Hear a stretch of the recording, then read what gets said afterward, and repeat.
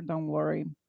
So I wanted to give a kickoff in which I not only talk about my work, but sort of give ideas for the workshop on challenges in social VR that then you can discuss more or bring to the next level. So few of the things that I talk about have to do with this paradigm shift we've seen in VR, right? Like we had this content inside the screen, and then we have the user inside the content. So everything social that we do, it's going to change, right? From I like your picture to but the problem that we're seeing is that in VR, mostly we are alone, right? There are some examples of cases in which not, like right now. You get a bunch of people, you convince them to enter, and even with that, we have some issues to even present content, right? So I've been thinking about why we're alone, right? And there is like all this list of things like, oh, is it because it's too slow? But things are getting faster. Is it expensive? Even myself, I'm currently on my desktop mode, right? Like I didn't wear the VR HMD. Connectivity problems. It's hard to have multiple avatars. Hey, who's moving my screens? Um, can everyone see it, or should I move it back? Move it It's fine. back.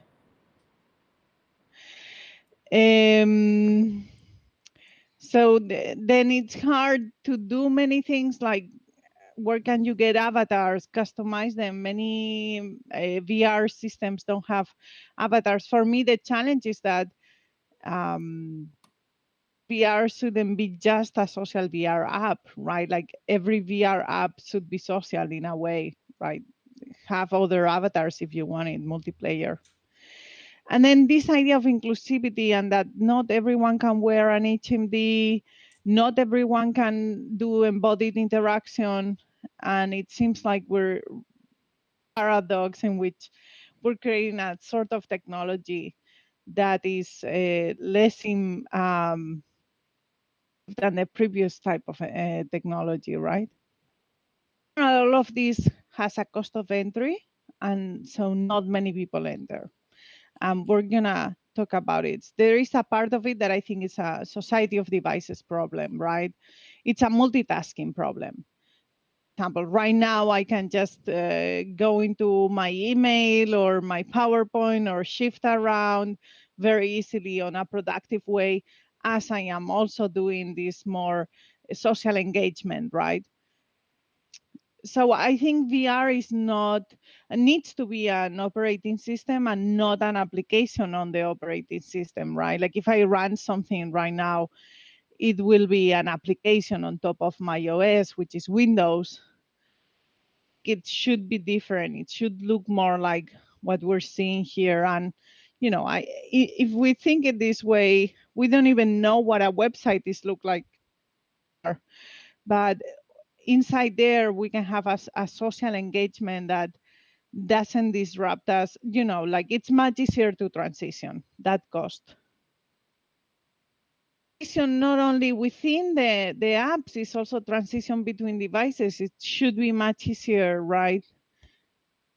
And I think once we nail these things, there will be more people happy to work inside VR or socialize inside VR and move around during their regular day, right? To find yourself checking Instagram in the middle of the day or things like that, right? I mean, we all go by phases. I hope we're not all hooked into the drug. There are a series of other problems that I see or open challenges like authoring of VR is still quite complicated, right?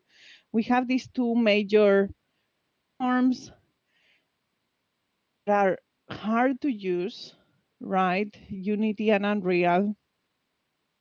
And then I have to say that social VR does his job in the sense that almost every big player or SDK system that works either with Unreal or Unity or like Neos with their own.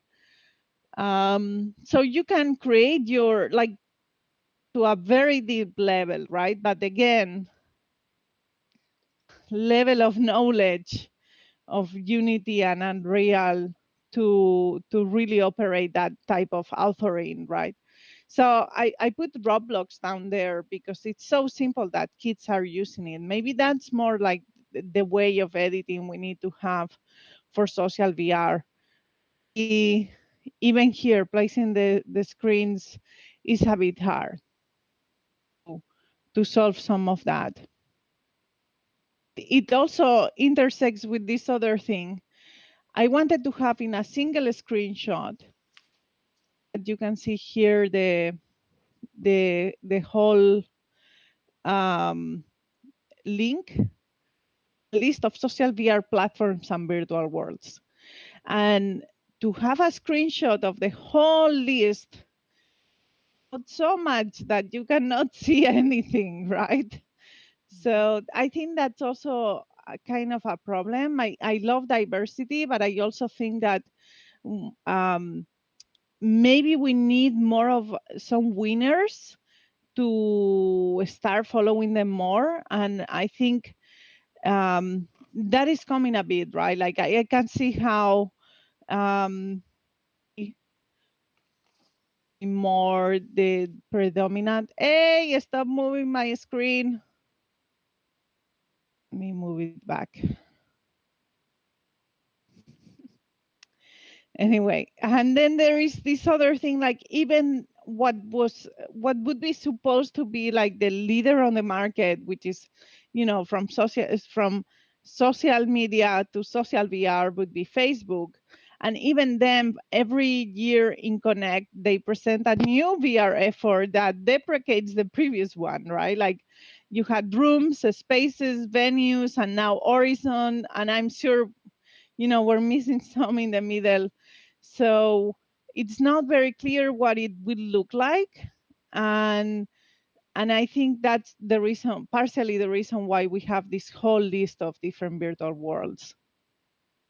There is the other issue of authoring inside VR, not just authoring in VR. I think authoring inside VR is very important, right? Because it's going to bring us to work inside social VR, not just hang out. And work is something we do, how many meetings we have a day that are work related.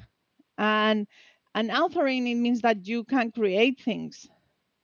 Some very cool apps like the Gravity Sketch. If you haven't tried it, try it. It's awesome to create things in Gravity Stretch. Tilt Brush, I assume everybody has tried it. And they're great, right? Imagine we could collaborate much nicer on building these things, on building this content. And I think that's what authoring inside VR and social comes together. And by social, I not just mean entertainment, I mean collaborations, right? That will bring us to men, etc. I kind of feel like social will be more moving around the personal and the professional space. In particular, I am interested on this problem of authoring of avatars, because author avatars and without avatars is very hard to do social, right? Like even here, if you look around, you need a representation of the other people with a tag on top that says who is who or whatever, but you still need some representation. And then there is confusion of what avatars will look like, right? Like, should they be very abstract, like what we have here? Should it be more like a computer vision thing on top of, we put some filters on ourselves? Should it be parameterizable avatars? Should be 3D scans? It's kind of like this very large spectrum. And I see when we go cannot into currently. different social platforms like Neos VR. You can have Log in. very advanced avatars in It's other weird because it platforms. sends me email. I click on Less. it, but I never get the email. I only get the email when I didn't enter the room, like in the very first screen. So now we're getting to I the look in videos. and I That's have a the bit more but complicated. I Let cannot me enter the show room this video currently because here I don't because have it's code. I only have a living key. already set up. So this is one of the things that I'm trying to solve is authoring of avatars in particular, which I think is very critical to, right? Like, so here you're seeing a video of the rocketbox avatars in motion library that is being open source completely. And here it says that is for Yeah, um, this doesn't work. um, sorry, distracted with the sounds on the back. Can you just use the chat? So you have the whole skeletons of these avatars, and many of you have used the avatars before we released it, right? When they were from the Rocketbox company back in the day, and they are available on GitHub. And there is a whole paper that we did about it, explains more about how they're done, etc. And we're trying to give a bit of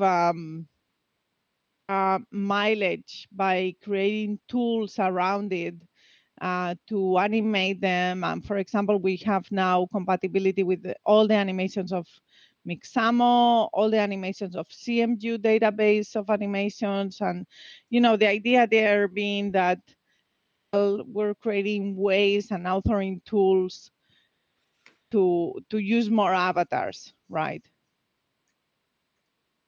Because I do think that we really need tools, open source and for all levels. I think for the time being, we're more on the sort of, and then, yeah, there is like this customizable worlds levels can do, but I still think that we have a long way to go. And that's why I put there Roblox, even though they don't do VR per se, but I think they have achieved this all levels thing. Another challenge that I feel is like we're not really working on hybrid scenarios that work super well, right? I mean, for example, here in Mozilla Hubs, you can be inside some sort of VR, sort of computer, and they kind of talk to each other. But I'm talking of a different level, right? Like I would like to have an avatar that are to this one, etc. I feel like we're still in this point in which the smartphones, who are the non-predominant one, how this graph ends, and then the feature phones. Imagine the smartphone wasn't able to send, right? Like it didn't have backward compatibility. I think we need to fix that a bit more. And I think to fix that, we need to have these tools that allowed for hybrid scenarios. Like, I mean, we recently announced the Microsoft Mesh, but Spatial also has this kind of idea that you can merge with other people, and you can even use it on the website also. Similar to what we're doing with Mozilla Hubs. But I think there are like technologies inside here, right? Like this, how can we create RGB, full avatars out of RGB data from webcams? The type of tracking or the type of um, reference or database of motions that we need to have, etc. Or when we're on the move, right? More work here on this hybrid, or the fact that we're still not in spatial computing, right? As I said before, is this inclusion paradox that we have a more immersive computing, but it's also less inclusive. And this roots with this idea that we're talking about, oh, how cool it is embodied interaction. I need to move my body and I move my head to look around. And, there are people who cannot move their head. There are people who cannot even put on an HMD. because a wearable is so much harder for them. There were these famous experiments about how people pinch on a phone when they have motor disabilities, right? Just doing this free pinching mid-air in front of, you need to be right in front of the camera and have precision at the pinch. I mean, it's out of question that we need to have other types of interaction. Is it really one-to-one what we need? Also to many other aspects of the VR engagement, but in social VR in particular, because we move around. One of them is locomotion, right? During this Sky, we're presenting the work on the locomotion bolt. Many of you have seen it. If not, here to the website and check it out. Sorry, I cannot play the video, but this database down here, right, a set of 100 something different ways of locomotion, not as a way of thinking of inclusiveness and we wanted just to explore the space. But the truth is that, for example, XR Access, that is a specific um, organization to explore this idea of disabilities and inclusivity, are highlighting our work as something important, right? Like if you give choices of locomotion to people, a person who might need a controller option to choose the controller, whether you like it or not, because controllers, you hate them sometimes because they give you motion sickness. Control them, right? Like you could actually sort of map um, your mouse into a controller, right? Like a one-to-one. And Oculus for developers also feature our work as one of the recommendations. I mean, we've gone through many challenges that I've shown, and that was kind of the idea here. And but I think it's good news, right? It means that there are many areas of research and opportunities unknowns to be solved in the space of social VR, and I think it's gonna pick different areas. I've been working mostly on avatars. I mean, the basic of everything is that we don't have avatars to populate these worlds. Oh, what is that person doing there? No idea. In avatar research, sorry, I won't be able to play these videos, but there are things like you can study from how to create embodiment, and I work on that quite a lot. Measuring embodiment being this idea that you feel like you're inside this avatar, right? Pretty obsessed for a while. I didn't trust questionnaires, right? Cheat on questionnaires. So I did a lot of electrophysiological recording experiments. Even this one on breaking embodiment was also with EEG, some with facial animation, facial appearance, etc. Right? But this basic idea that if you really believe that the avatar is yours, if I attack the avatar, then you should react to it, right? So I started studying avatars during my PhD. And then one of the interesting things that I found is that for almost every experiment that I did, this voltage in the brain correlated quite nicely with the questionnaires. So I sort of felt like, okay, well, we can trust questionnaires, but we would really need some standardized ways to measure embodiment. And so we kind of combine all these partners that were, since the rubber hand illusion, across the main labs that were doing VR at the time, right? Like people in the Even lab with Mel Slater. I mean, myself, I come from that line. Um, the people in Henry Gerson, Olaf Blanke, um, Jeremy Bailenson, people in INRIA and Max Planck, the people who were doing this type of experiments at the beginning. After having used that questionnaire quite a lot, Tabitha and I, validated the questionnaire, which questions didn't work, or read more about this paper, the new questionnaire, which is a reduction of the original one. And there are all these attempts to break embodiment also. And I mean, we did break embodiment in this experiment. One of the things that I learned actually is that it's very hard to break embodiment, right? Once you're inside an avatar, it really feels like you are inside the avatar. Follow it, this follower effect that we have those. And the whole idea here is like, here in the middle, someone enter a VR environment where their avatar has their hand on the table. People will try to fit and have the avatar hand match their hand. So they'll put their hand on the table too.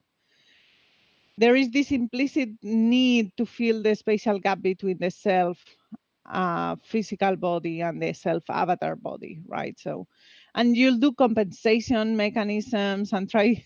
It's kind of an interesting experiment that we did, actually a follow-up of the self avatar follower effect that is called snap moves. So you can see more effects of it. And then of course, all the research on behavior. I mean, I haven't worked quite a lot on that, but there are people doing racial bias, embodying people on kids, starting bar fights, trying to use this research to explore more social psychology and sociology type of experiments. So let me just go forward.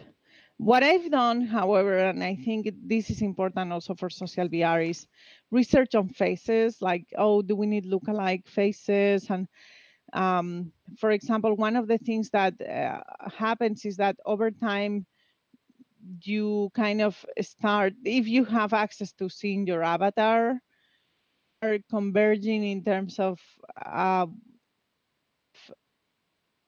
the avatar identification. So it becomes, we know it's flexible, right? The self-representation than we think. You recognize better an avatar that looks like you than not. And I haven't done this, I didn't find familiarity aspects like other people do better with electrophysiology, but there's so many layers, and this is just 200 milliseconds after you see the signal. I'm sure that there are like brain structures that also recognize other people inside avatars. One of the things that I found more interesting rather than lookalike. So we did some experiments on doing facial animation or not on avatars.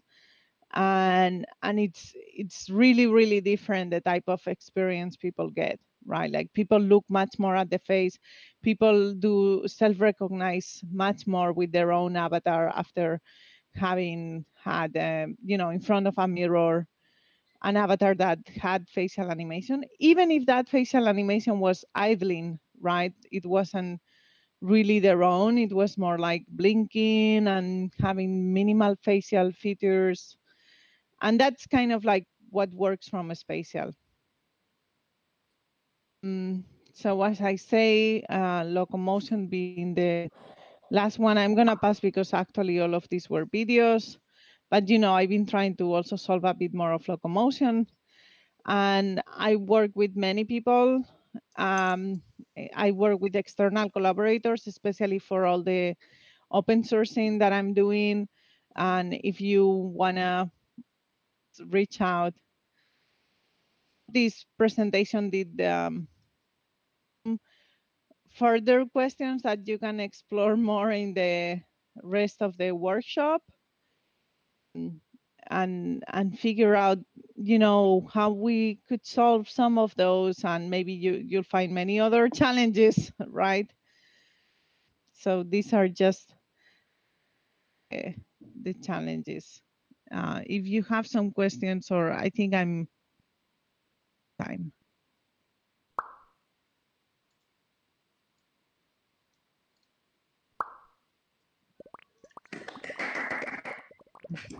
Thank you. I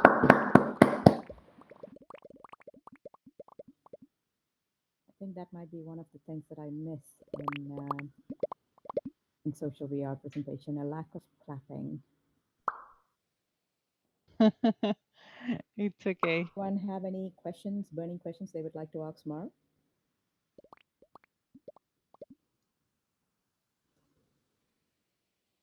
I'd like to see from different group discussions that you're gonna have, what other challenges. I challenge you to find other challenges, right? I think these workshops sometimes are particularly good at figuring out which things are missing and why things are not yet working completely right. That would be things that I would see from the workshop. Also happy to answer to people later. There are many people here that I kind of work with at some point, or so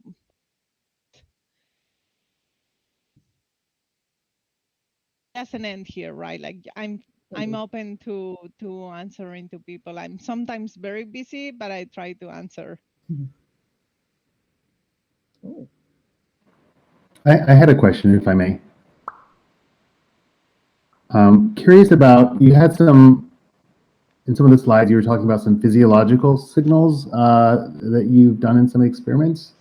And I'm wondering how those signals might be used for indicators to build more social translucence into these social VR systems. Can you speak a bit more towards that?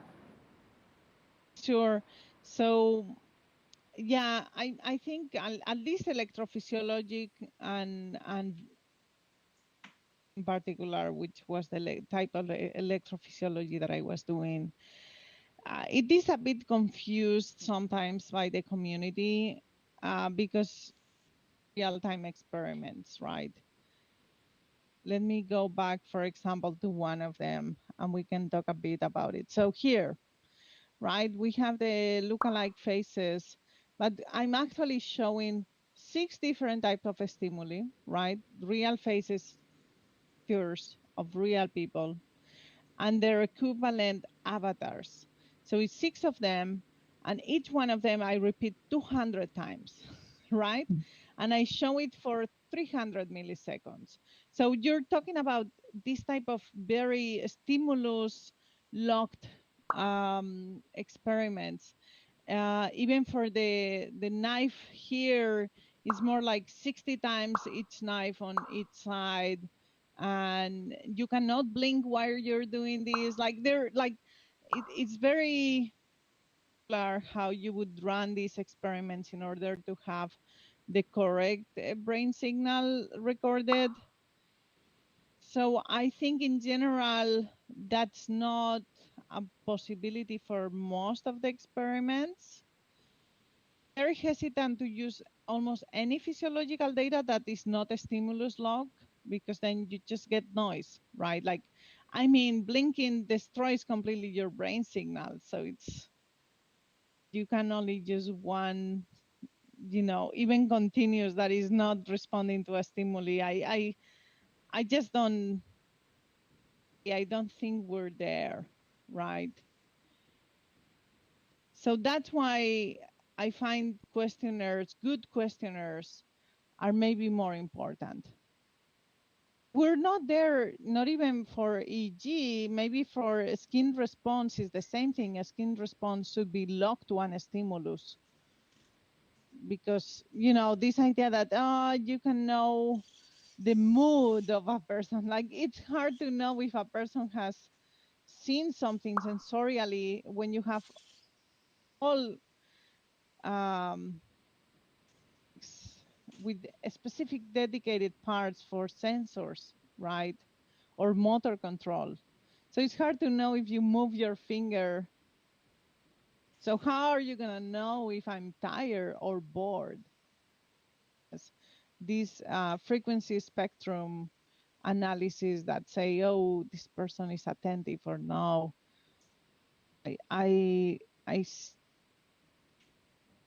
It's realistic. God, sorry. And I worked on it for more than 5 years on the electrophysiology. Some skepticism, I think. So Maria and Domina came up with the very good point that we don't have a raised hand feature in Mozilla Hubs, or at least we've not found one. But if you put it in the chat, then we can call out people's names and you can sort of unmute and ask a question. So Maria, if you want to go next, and then Domina can go after her. Yeah, thanks. I didn't actually have a question per se. It was mostly a comment. Thank you, Mar. I think you laid out most of the challenges, it kind of feels to me that every challenge comes back to this word of isolation that you started with.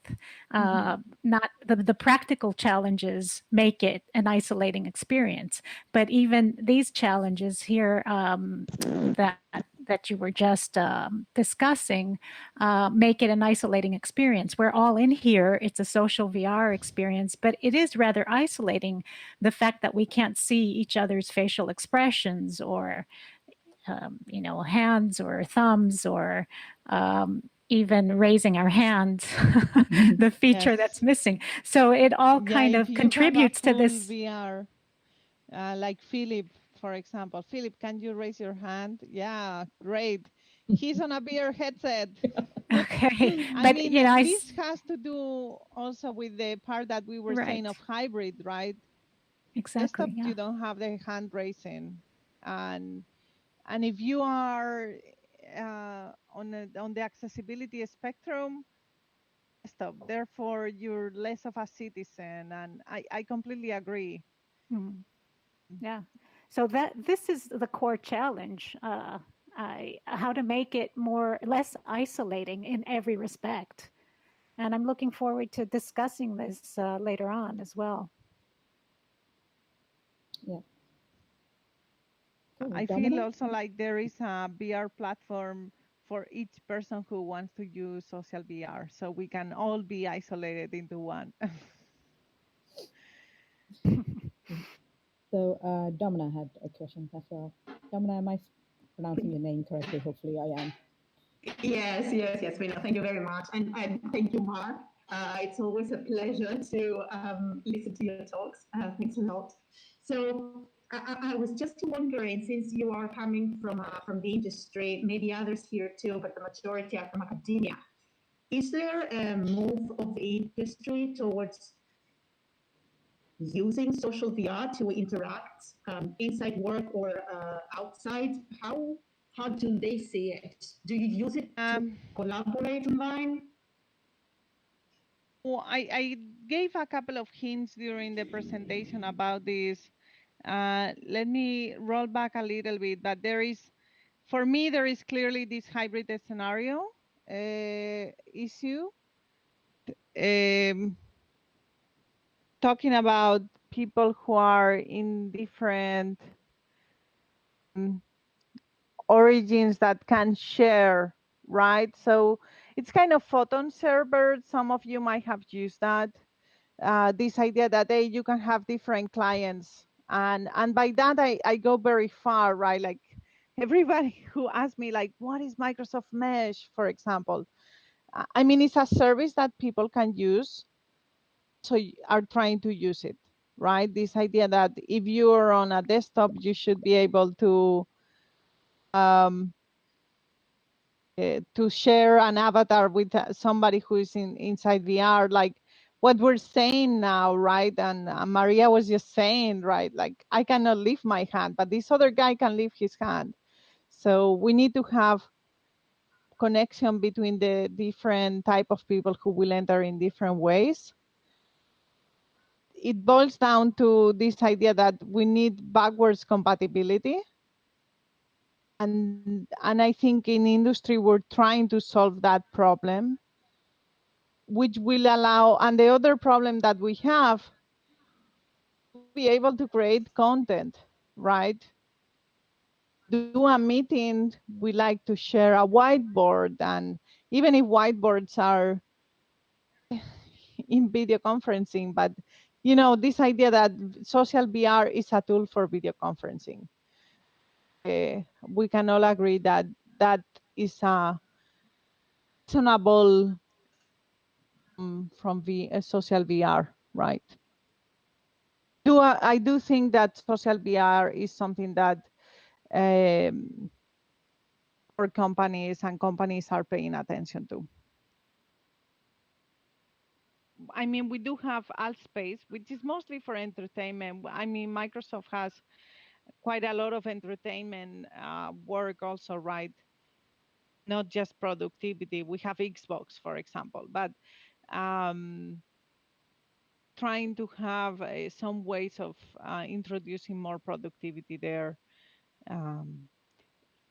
Level of compatibility that we have of these hybrid connections is kind of limited sometimes. There are platforms that don't go working in Macs.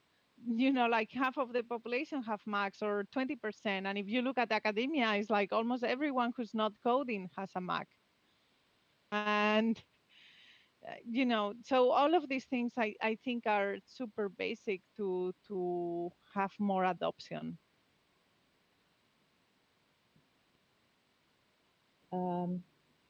Have a question? You can type in the chat or, you know, just unmute and talk.